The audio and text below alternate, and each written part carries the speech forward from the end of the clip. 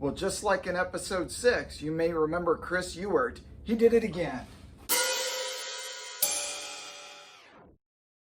Look at this, everybody. Chris Ewart came through, and what we've got here is a package that just got delivered. What we should have in here are 2 wiring harnesses, battery management system. Let's take a look. We've also got a test tool that we're going to use after wiring things up. Here's our harnesses.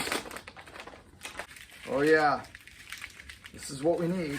I've rented for 1 week the cell validation tool. It's going to verify that I've wired everything up properly before I plug it into the Orion BMS and risk damaging something. And the harnesses are going to plug in there. So let's get started. So I'm going to walk you through the wiring of 1 cell. Now, keep in mind, I've wired up 106 cells in total.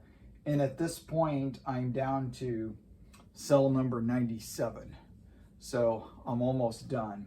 So I'm going to go through the tools I'm going to use, and then I'll show you an example, and then we'll look at some time lapse of me wiring up about 1/3 of the pack. So we have our BMS cell sense wires.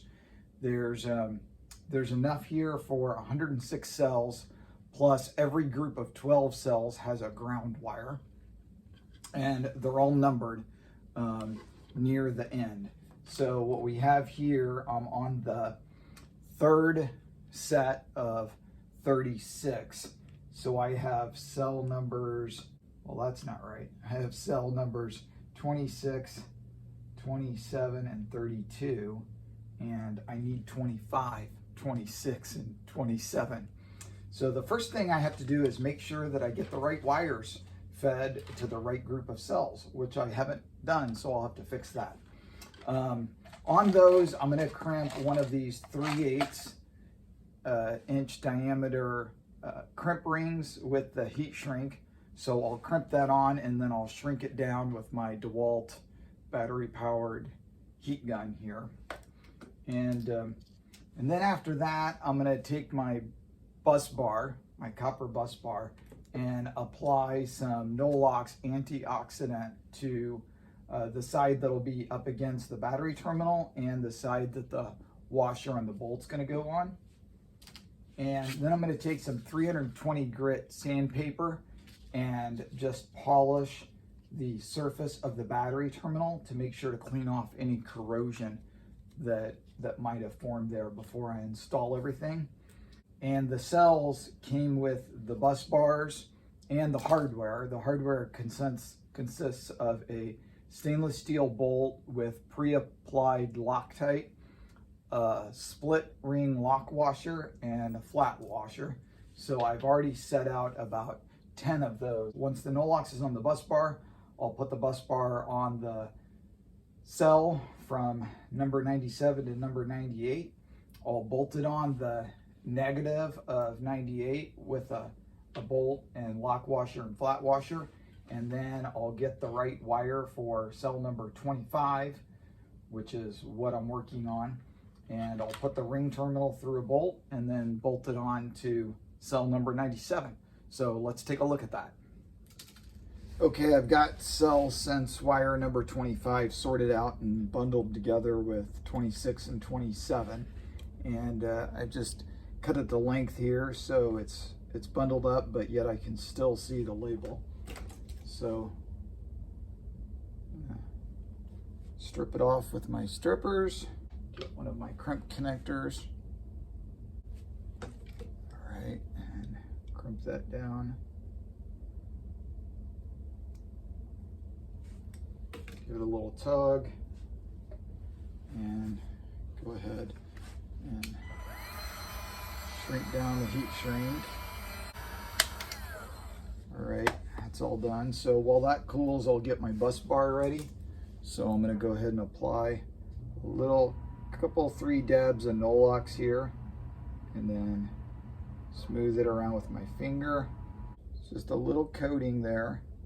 Keeps the copper from corroding and keeps the copper and aluminum interface, the positive terminals of these cells are aluminum and the negative terminals are copper.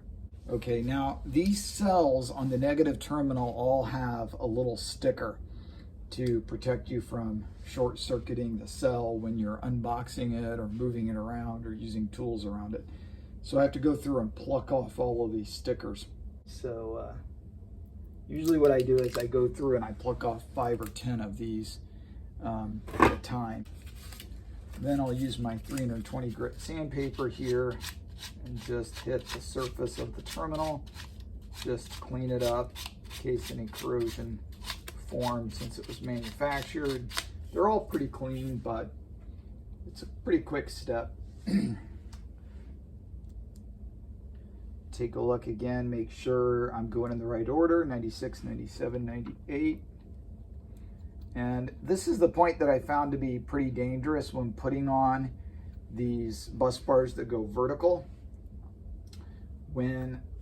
Especially when the negative is on the bottom, because you can see if I let go of this, it'll swing.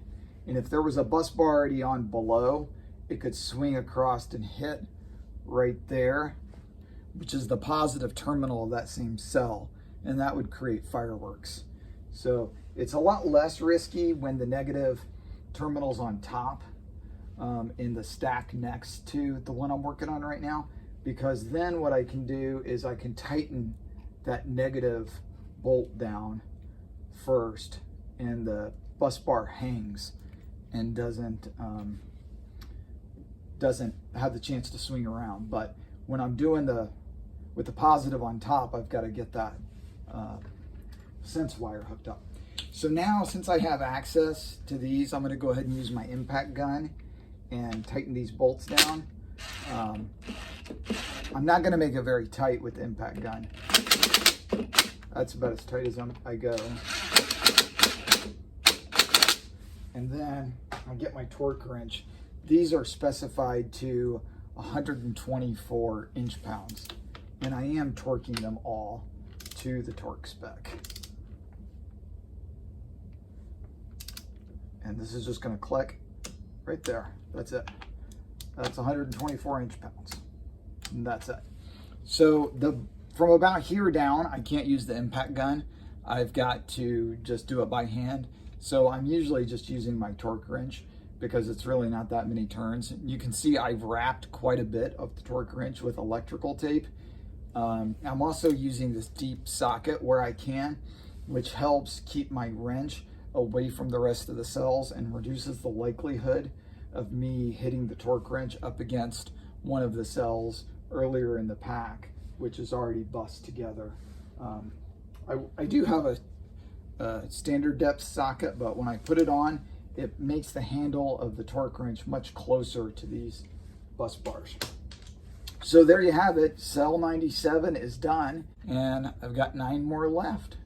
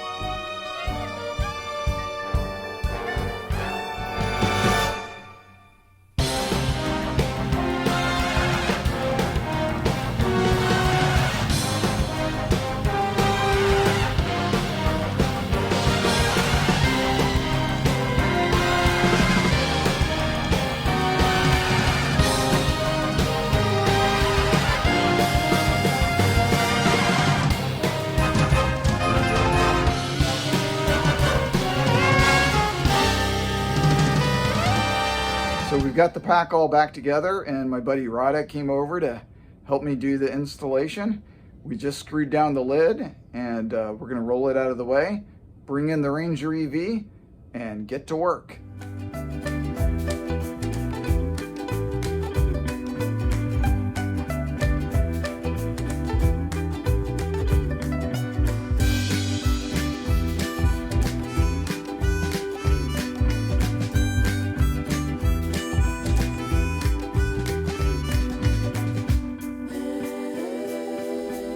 Isabel? I think it's gonna go a lot better now that we have the new batteries. Yeah, on this charge so far, we've already driven 50 miles. We made a couple quick trips yesterday, and then earlier today, we took a drive up to Jeff's house and showed him the truck and took him for a ride. So the torque application says we got 30% charge, and the cells are all riding around 3.2 volts. So we're in good shape. We can probably easily get 70 or 80 miles out of this charge. And we'll need to discharge it and charge it up a number of times to get all the cells to their full capacity. And after that, we're hoping to get 100 miles. Isabel, was it a lot of work changing the batteries out? Not for me. I mean, all I had to do was count them and put numbers. Well, I was the one telling Kalila the numbers.